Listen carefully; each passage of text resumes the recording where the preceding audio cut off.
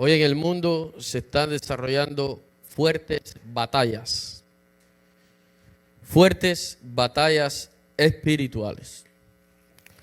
La batalla de todos los tiempos, la batalla entre la luz y las tinieblas, lo malo y lo bueno. Pero cada vez que el mundo avanza en su avance, valga la redundancia,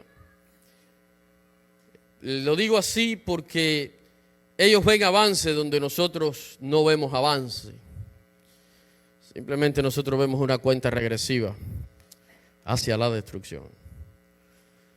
No nos agrada, nos entristece, pero es real.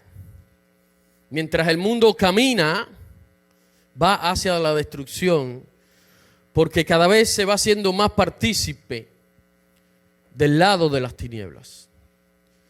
Cada vez va apoyando más las armas de las tinieblas en esta batalla. El ser humano ha querido olvidarse de Dios y tratar de pelear o ignorar que existe una batalla espiritual. Para los hijos de Dios, nuestro consuelo y nuestra fortaleza es que aunque estamos en medio de la batalla, aquel que es todopoderoso, el único Dios verdadero, aquel que es sin igual, pelea a favor nuestro. La palabra lo deja claro. Pero nosotros tenemos cierta responsabilidad como hijos de Dios, vamos a decirlo como soldados del ejército de Dios, como aquellos que estamos enlistados en el ejército del todopoderoso Dios, que amamos el camino del bien, que amamos la vida. ¿Cuántos aman la vida? Que amamos la vida y no la muerte. Sin embargo, el mundo ha querido cada vez más exaltar a la muerte por encima de la vida. Y lo vemos en todo lo que está aconteciendo. Leyes que promueven la muerte por encima de la vida. Leyes que confirman y que dan derecho, o supuestamente derecho, o cierta libertad a que la vida de un niño no tenga valor. A que un niño no se considere un ser humano salido del vientre materno. Y es muy triste porque cada día esta batalla se hace más recia, se hace más difícil. Y cada día el mundo se va empeñando más en exaltar lo que es la inmoralidad, lo que es la crueldad, por encima de cualquier cosa. Y traten de lograrlo a cualquier costo. O sea, no hay límites. No hay límites. Estamos hablando de que nosotros somos responsables aún en medio de esto. Y cuando quizás esto pueda infundir cierto desánimo, tristeza o temor en nuestras vidas, somos responsables de seguir llevando la obra de Dios, el plan de Dios, los principios de Dios, los valores de Dios hacia adelante en un mundo que cada día se pierde más. Se leyó en la lectura bíblica algo que sucedió y quise tomar este texto bíblico como referencia allá en Nehemías 6. Las condiciones no eran las mejores en aquel tiempo. Israel estaba destruido, pero se le había dado permiso a los judíos que regresaran a su tierra, que regresaran a Jerusalén, que regresaran a la tierra de Judá y comenzaran una reconstrucción, que comenzaran a reparar las murallas de la ciudad, que comenzaran a edificar otra vez sus casas, el templo de Dios. Pero cuando alguien se propone hacer lo que Dios dice y lo que Dios quiere, aunque el poder de Dios está con nosotros, no es fácil. No es una tarea exenta de impedimentos, de obstáculos, aún de los impedimentos más crueles que estén dispuestos a todo. Por eso es que toda obra que nosotros nos dispongamos hacer, así como aquella obra que se dispuso a hacer Nehemías en su tiempo, para Dios, por voz del mismo Dios, por mandato, por instrucción del mismo Dios, siempre nosotros vamos a enfrentar obstáculos como ellos también lo enfrentaron en su tiempo. Lo que Dios pone en el corazón de sus hijos nunca encontrará, escúcheme bien esto, la aprobación de un mundo sin Dios. Lo que Dios pone en su corazón y en mi corazón hacer, no se piense nunca que lo van a aplaudir en un mundo sin Dios. Va a ser despreciado, va a ser retado y, si es posible, llevado a la muerte, con tal de que usted se detenga en el propósito y el plan de Dios y en la obra de Dios, en lo que Dios puso en su corazón hacer. Así trataron de hacer allí con Nehemías. Sé que Nehemías vino con la aprobación del rey, él era el copero del rey, o sea, él era amigo del rey. Y dice que llegó a aquella ciudad con el ánimo de reedificarla, de levantar sus muros. Pero como leímos allí en la lectura y que empieza en el verso 1 del capítulo 6, cuando oyeron Sanbalat, Tobías y Gesén el árabe y los demás de nuestros enemigos que yo había edificado el muro y que no quedaba en el portillo, aunque hasta aquel tiempo no había puesto las hojas en las puertas. Y ahí comienza. Pero cuando vieron los enemigos que la obra de Dios echaba a andar, mientras Jerusalén estaba destruida, mientras los pocos judíos que quedaron allí dentro de aquella ciudad destruida no hacían nada para levantar la ciudad, no hacían nada para que la obra de Dios siguiera su curso hacia adelante, todo estaba bien con los enemigos del pueblo de Israel. Dice que esta gente no habían puesto, esta gente eran gobernadores, esta gente eran personas importantes de tierra vecina, eran extranjeros de Israel, no eran parte del pueblo, pero eran personas con influencia en todo aquel entorno y todo aquel alrededor. Y mientras no se hacía nada por llevar adelante la ciudad de Dios, la obra de Dios, de donde vendría eventualmente el Salvador del mundo, todo estaba bien.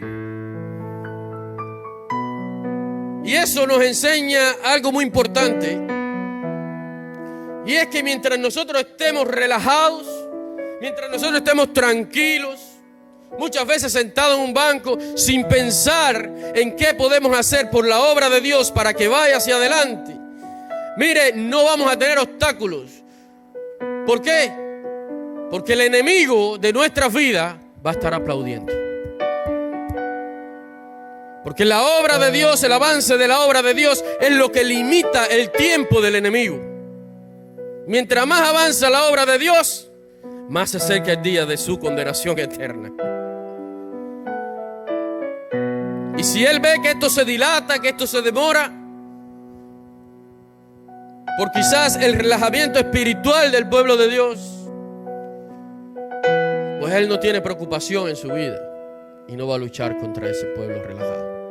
Pero cuando hay un pueblo de Dios que se dispone a hacer la obra de Dios, empiezan los ataques, empieza todo lo contrario a ese plan. Porque el mundo ha decidido estar sin Dios. Y no solamente quedarse pasivo y sin Dios porque no quieren creer. Quiero decirle una cosa, nadie, Dios mismo no obliga a nadie a creer en Él. Dios no obliga a nadie a trabajar para Él. Dios no obliga a nadie a escuchar la palabra y aprender de Él. Dios no lo hace. Pero el mundo no quiere quedarse en su posición de ignorar a Dios o no querer saber de Dios, sino que va a hacerle la guerra a Dios. Porque el objetivo del príncipe de este mundo es ir en contra de Dios, es hacer la guerra a Dios desde el principio. Y eso lo va a hacer a través de engaños, a través de ofertas que van a parecer muy tentadoras. Y eso lo va a hacer a través de personas que siempre han sido contrarias al pueblo de Dios, personas de afuera, como era el caso allí con Nehemías. La historia de Nehemías es muy interesante, porque aquellos extranjeros le iban a hacer la guerra a Nehemías. Pero si continuamos leyendo, antes de llegar allí al verso 16, antes de llegar a lo que se leyó, al final de lo que se leyó, Vamos a ver que habían profetas aún seduciendo a Nehemías para que abandonara la obra de Dios. Eso nos dice que no solamente los de afuera, los que nunca han creído, aquellos que ya han decidido apostatar de la fe y de toda creencia en Dios, sino que muchas veces aquellos que dicen ser de Dios, pero no lo son, también van a tratar de hacer la guerra para que nos detengamos en el proyecto que Dios ha marcado para nuestras vidas, del avance de la obra de Dios. El enemigo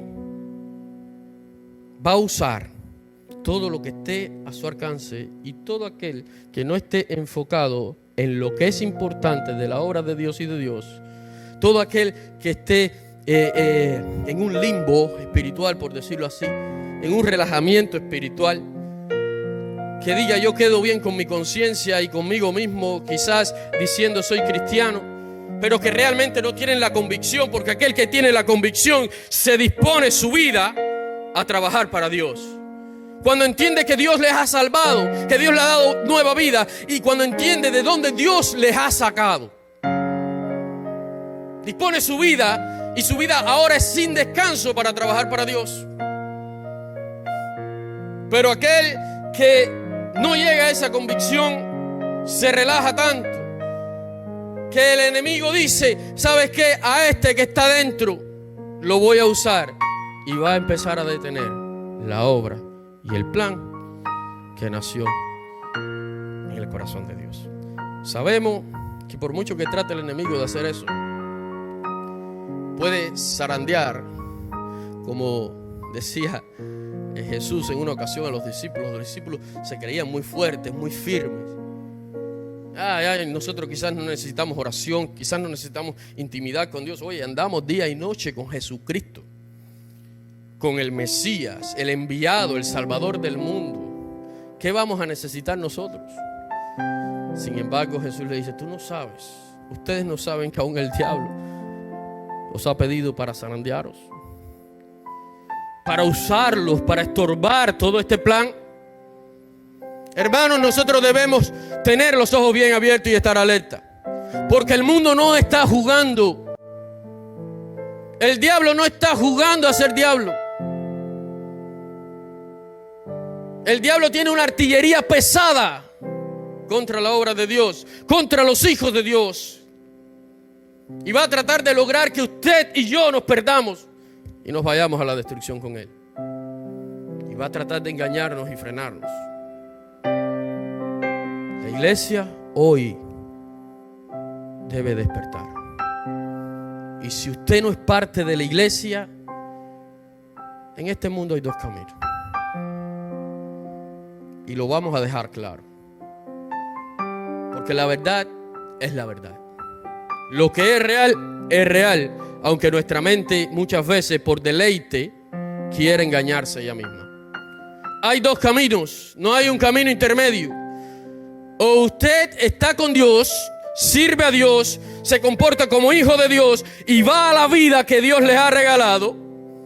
O usted está en el otro camino, en contra de Dios, sirve a que es anti Dios y va a la destrucción que para él está preparada. Blanco y negro.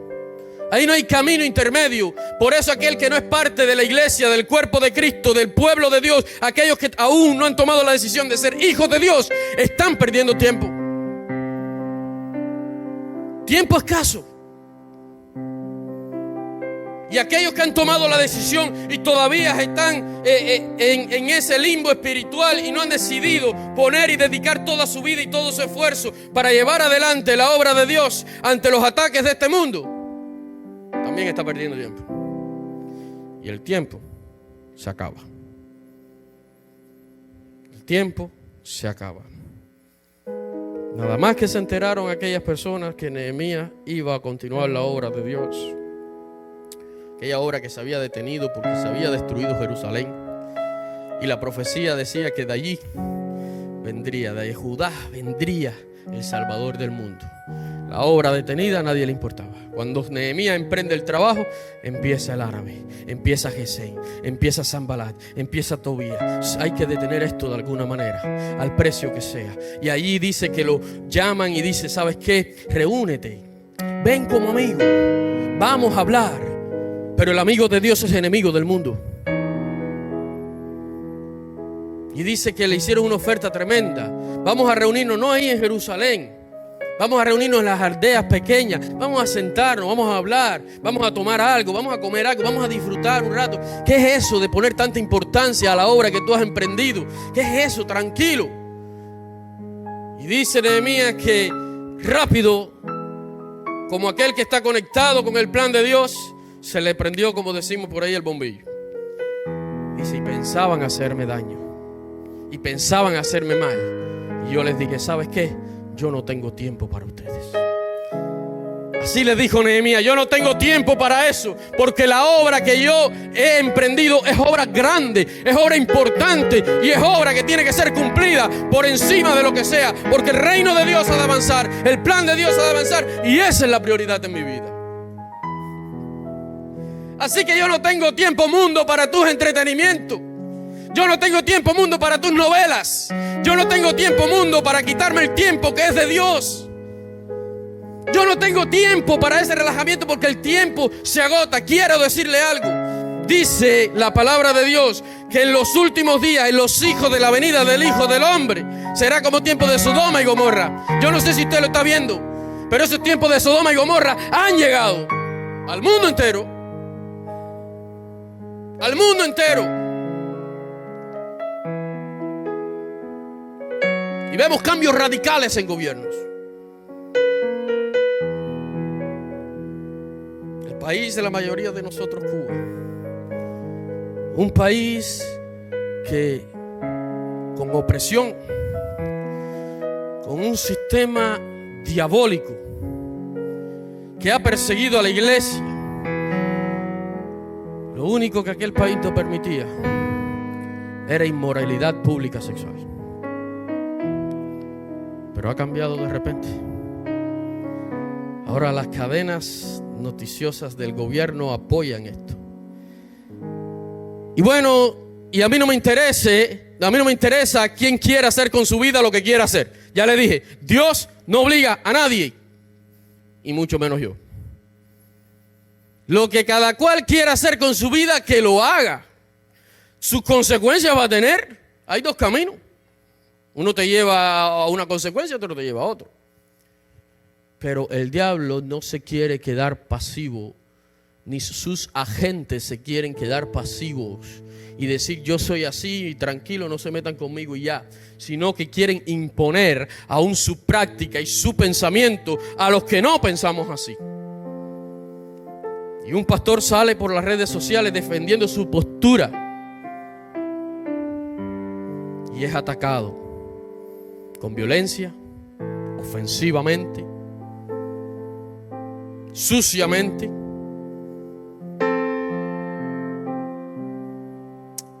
El mundo está llegando a su fin. ¿Y qué estamos haciendo nosotros? Si alguien estaba cómodo en su vida, era Nehemías, brazo derecho del rey de Persia, del imperio persa. Tenía todas las comodidades, vivía en un palacio, tenía todos los lujos, comía y bebía lo que quería, estaba al mando por encima de otras personas en el palacio. No era cualquier persona, era el copero del rey. Y el copero del rey muchas veces se hace el consejero del rey. Sin embargo, Nehemías dijo, yo no hago nada con estar tranquilo aquí y que la ciudad de Dios esté destruida y que el plan de Dios esté detenido. Es hora de que la iglesia tome acción. Es hora de que aquellos que decimos ser hijos de Dios aboguemos por los principios de Dios y vayamos en contra de un mundo que trata de comernos, que trata de arrastrarnos, que trata de engañarnos y llevarnos a su perdición. Lo que propone el mundo es irracional, es ilógico, es anticientífico, es antibíblico, es antidios. Pero el mundo lo está creyendo. El mundo lo está creyendo. Y la iglesia no está haciendo nada. Y las víctimas pronto van a ser nuestros hijos, nuestros nietos, aquellos que son más fáciles de manipular. mis hermanos, son tiempos de Sodoma y Gomorra. Cuando nos trasladamos a aquel país de Sodoma y Gomorra, cuando nos vamos allá, hay una escena tremenda. Y es una escena que quizás casi todos conocemos. Y es la escena donde está Lot, sus hijas, dentro de su casa, en aquel país. Y llegan dos varones que eran ángeles de Dios, que se manifestaron como hombres. Y dice que toda la ciudad, al caer la tarde, se agrupó allí en la puerta de la casa de Lot. Y no dijeron: por favor, Lot, saca a esta persona para que los conozcamos. Dice que con gran violencia hacían contra la casa, contra la puerta, exigiendo que Lot sacara a aquellas personas que eran nuevas en el pueblo. Y no era para conocerlo y decirle: mucho gusto, yo soy fulano y usted fulano, qué bueno, todo lo que yo le pueda ayudar, aquí estamos. Era para conocerlo sexualmente. Pero lo más triste de aquella escena, aún más triste de que aquello, era que los que se agruparon frente a aquella puerta, dice que era desde el más joven hasta el más anciano de la ciudad. O sea, lo que haga cada persona que es mayor de edad con su vida no interesa, pero no lo impongas a niños que no tienen conciencia y que no saben tomar decisiones aún. Esa era la característica de aquel pueblo de Sodoma. El pueblo tuvo su consecuencia y fue castigado. Y hoy a nuestros hijos se les está imponiendo esto. Se les va a enseñar en la escuela. Y a nuestros hijos, a nuestros nietos, se les va a decir cómo tú te sientes. No cómo se siente de salud. Cómo tú te sientes en cuanto a tu género. Porque no me importa cómo tú naciste, tú tienes derecho a elegir lo que tú quieres ser. Si tú naciste varón, pero quieres ser hembra, adelante. Porque según ellos, el género y la clasificación sexual es algo cultural impuesto por hombres. La pregunta es, yo no veo algo cultural. Algo cultural no pudo darle miembros de un niño a una niña. Pero eso, y contra eso, es contra la que la iglesia hoy se tiene que pelear. Eso es. Y está llegando a todos los países. Y se está aprobando en todos los países. Y dentro de poco no vamos a tener elección. La única elección que debemos tener es luchar contra ello. Mantener los valores, mantener nuestras familias, porque ese movimiento quiere destruir su familia y la mía. Ya la familia no va a existir. Y si se juntan personas que no procrean, la raza humana se extingue. Propósito de aquel que peca desde el principio, el padre de mentira. Ese es el propósito. ¿Y qué estamos haciendo, iglesia? El mundo traerá ofertas muy tentadoras. Dice que allí aquel profeta le dijo: Nehemías, lo primero fue que fuiste convidado a sentarte con ellos y los rechazaste. Lo segundo fue que empezaron a mofarse de ti y empezaron a decir, por allí por el verso 9 y 12, empezaron a decir: tú estás emprendiendo la obra, pero tus manos se van a cansar. No la vas a terminar. No vas a poder llegar. Como en uno de los comentarios de esta publicación que leí, dice: tú sigues peleando sobre eso, pero esta es la organización más grande del mundo, no vas a poder hacer nada. Empiezan a arreciar. Lo primero es sentarse y hablar. Mira, yo creo esto y tú crees eso, está bien, mira, trata de aceptarlo, pues mira, estos son mis puntos, lo que sea. Lo segundo, no vas a poder llegar, desiste del camino, desiste. Para esa obra, Nehemías. Para esa obra, iglesia de Dios. No pelees más porque es por gusto. Ese es el gran engaño de Satanás hoy. Pero aquel hijo de Dios, pueblo de Dios, hace como hizo Nehemías ahí en el verso 9. Dice, porque todos ellos nos amedrentaban diciendo, se debilitarán tus manos de ellos, les debilitarán las manos de ellos en esta obra, y no será terminada. Y dice que Nehemías dijo, ahora pues, oh Dios, fortalece tú mis manos. Oh, ahí cambia algo. La disposición de nuestro corazón y nuestra actitud es lo único que Dios necesita, no nuestra fuerza. La fuerza viene de Él, porque Él es el jefe de la obra. Él es el jefe, Él es el supremo, Él es el máximo. Y aunque el diablo quiera tratar de meternos otra cosa en la cabeza, Él sigue siendo Dios aún del diablo. Porque aún el diablo tiene que servir a Dios. Porque aún el diablo, con todos sus planes, al final Dios es glorificado. Si hay un pueblo que sigue adelante con la obra de Dios. Y los planes que haga el diablo, lo único que después logra es que se encuentre sirviendo a Dios y coopere para el plan de Dios.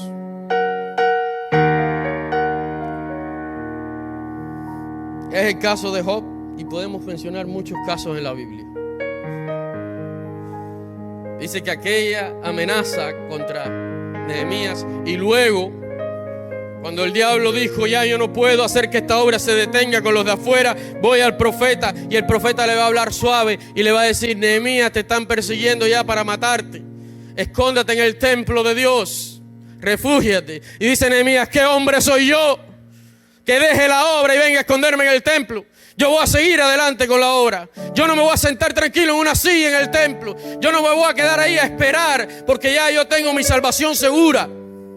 Yo voy a seguir adelante con la obra que Dios pide de mí. Dice que no le hizo caso ni aún a aquel falso profeta. Dice que toda aquella situación el Señor la usó para fortalecerles, para animarles, para poner velocidad, para poner fuerza, para poner ímpetu. Que la obra fue terminada en tiempo récord. 52 días. Dice que se construyó los muros de aquella ciudad. Algo imposible para los hombres, pero posible para Dios. Nuestra batalla puede parecer imposible en este mundo de hombres y anti Dios. Puede ser que estemos luchando contra las más grandes organizaciones anti Dios en el mundo entero. Pero nosotros tenemos a aquel que creó el mundo como Padre, como guía y como jefe de esta obra. Nosotros tenemos al Creador, no de los gobiernos, no de los países, del universo, de cada planeta, cada estrella y el sol. Tenemos al Todopoderoso de nuestro lado, peleando con nosotros esta batalla. ¿Qué vamos a hacer, iglesia? ¿Nos vamos a atemorizar? ¿Nos vamos a detener? ¿Nos vamos a relajar? ¿O vamos a pelear la batalla del Señor? Porque la victoria ya la tenemos en Él. La victoria sobre el mundo ya la tenemos en Él. Hagamos nosotros solamente lo que es nuestra obra, lo que es nuestras tareas, las cosas más importantes para llevar a cabo la obra, para trabajar junto a Dios. Mantengámonos conectados con el jefe de la obra. Entendamos que nosotros no tenemos la capacidad para llevar a cabo el plan de Dios, que nosotros no solo somos instrumentos que Dios usará, pero de Dios viene la fuerza y el poder. Él nos capacitará con fuerza, firmeza, discernimiento, como lo tuvo allí Nehemías, al descubrir a aquel falso profeta, y con sabiduría para educar a nuestros hijos y para pelear sabiamente esta batalla. No distraernos por aquello que puede en alguna medida frenar el desarrollo de la obra. Es la otra tarea que debemos tener en mente. Debemos estar alerta para discernir aquello que pueda ser un entretenimiento de nuestro enemigo. Porque ya se los digo, crea usted en Dios o no, lo que está en peligro es su familia y aún su existencia como raza humana. Del que cree como del que no cree. El objetivo es el mismo. Aunque se vea comprometido lo que más apreciamos en esta vida y hasta nuestra propia vida. Aquel hombre no se refugió en el templo para salvar su vida.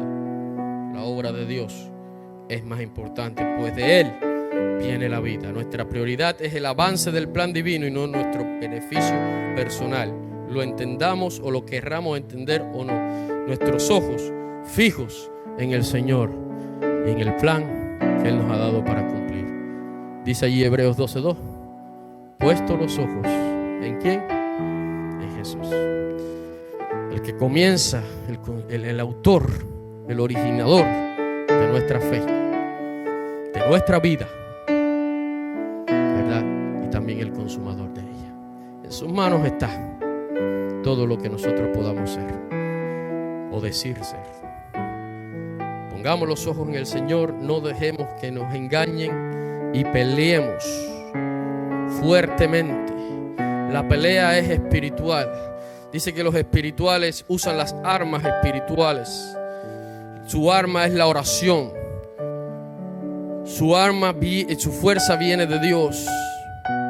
Su arma es declarar la verdad, hablar la verdad por encima de la mentira, ser transparente y dar un testimonio de ser hijo de Dios.